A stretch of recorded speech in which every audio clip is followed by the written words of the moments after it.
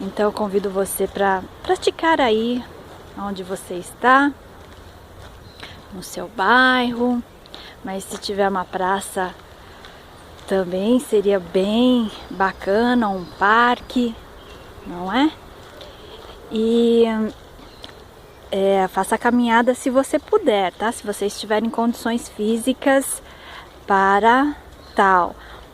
E é uma atividade gratuita, você pode fazer a caminhada ou trotar.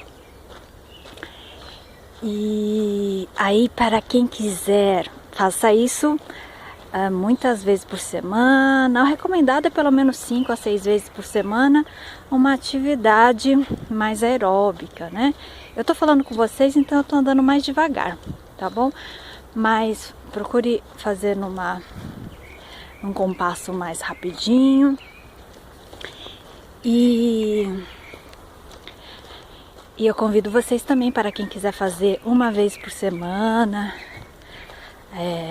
um ao vivo, aí vem aqui praticar comigo. Aí depois a gente pode fazer aula de yoga tantra e uma meditação também. Ouvir o canto dos passarinhos aqui, estão ouvindo? E a aula teórica. Então vale tanto como aula, como para quem quer fazer também o curso de formação, se especializar e ter um vasto conhecimento. Vou aqui filmar para vocês um pouquinho mais.